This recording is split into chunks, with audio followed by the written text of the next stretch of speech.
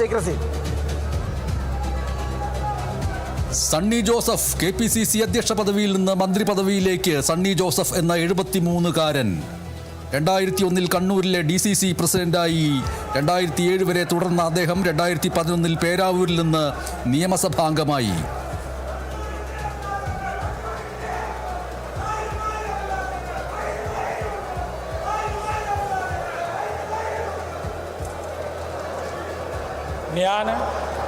സണ്ണി ജോസഫ് എന്ന ഞാൻ നിയമം വഴി സ്ഥാപിതമായ ഭാരതത്തിൻ്റെ ഭരണഘടനയോട് നിർവാജ്യമായ വിശ്വസ്തയും കൂറും പുലർത്തുമെന്നും ഞാൻ ഭാരതത്തിൻ്റെ പരമാധികാരവും അഖണ്ഡതയും നിലനിർത്തുമെന്നും ഞാൻ കേരള സംസ്ഥാനത്തെ ഒരു മന്ത്രി എന്ന നിലയിലുള്ള എൻ്റെ കർത്തവ്യങ്ങൾ വിശ്വസ്തയോടും മനസാക്ഷിയെ മുൻനിർത്തിയും നിർവഹിക്കുമെന്നും ഭരണഘടനയും നിയമവും അനുസരിച്ച് ഭീതിയോ പക്ഷപാതമോ പ്രീതിയോ വിദ്വേഷമോ കൂടാതെ എല്ലാ തരത്തിലുമുള്ള ജനങ്ങൾക്കും നീതി ചെയ്യുമെന്നും ദൈവത്തിൻ്റെ നാമത്തിൽ സത്യം ചെയ്യുന്നു.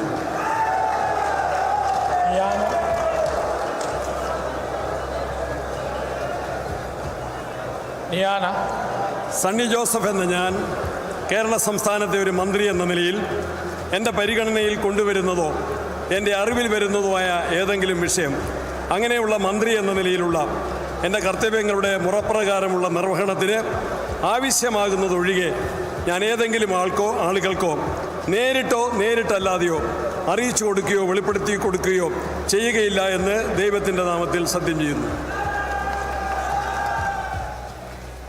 അഡ്വക്കേറ്റ് സണ്ണി ജോസഫ് ഇതാ മന്ത്രിയായി മാറിയിരിക്കുന്നു. KPCC അധ്യക്ഷ പദവിയിൽ വലിയ അനുഭവ സമ്പത്തുള്ള അദ്ദേഹം മന്ത്രിയായിട്ട് മാറുന്നു. അത് ഈ ടീം VDSൽ ടീം UDF മന്ത്രിസഭയിൽ വലിയ മുതൽക്കൂട്ടാകും എന്നതിൽ ഒരു സംശയവുമില്ല.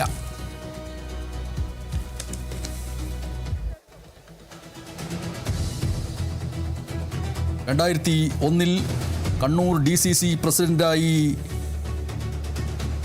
പിന്നീട് 2007 വരെ കണ്ണൂർ DCC പ്രസിഡന്റ് സ്ഥാനത്ത് തുടരുകയും 2011 പേരാവൂരിൽ നിന്ന് നിയമസഭാംഗമാവുകയും 2016 2021 2026 നിയമസഭയിൽ നിന്ന് ജയിക്കുകയും ചെയ്ത വിജയങ്ങളുടെ നായകൻ എന്ന് വിശേഷിപ്പിക്കപ്പെടാവുന്ന അഡ്വക്കേറ്റ് സണ്ണി ജോസഫ് ഇതാ ആദ്യമായി മന്ത്രി പദവിയിൽ എത്തിച്ചേർന്നിരിക്കുന്നു, അധികാരമേറ്റെടുത്തിരിക്കുന്നു. ഇനി ഗവർണറിൽ നിന്ന് അധികാരത്തിൻ്റെ പൂച്ചെണ്ട് സ്വീകരിക്കുന്നു.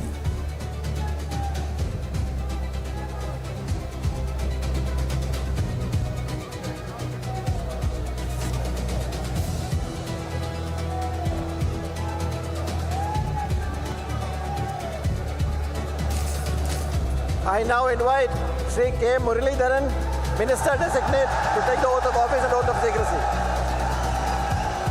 കേരളത്തിൻ്റെ രാഷ്ട്രീയ ലീഡർ K. കരുണാകരൻ്റെ മകൻ എന്നുള്ള നിലയ്ക്ക് രാഷ്ട്രീയ ജീവിതം ആരംഭിച്ച് വലിയ ഉയരങ്ങളിലേക്ക് എത്തിച്ചേർന്ന K. മുരളീധരൻ എന്ന 69-കാരൻ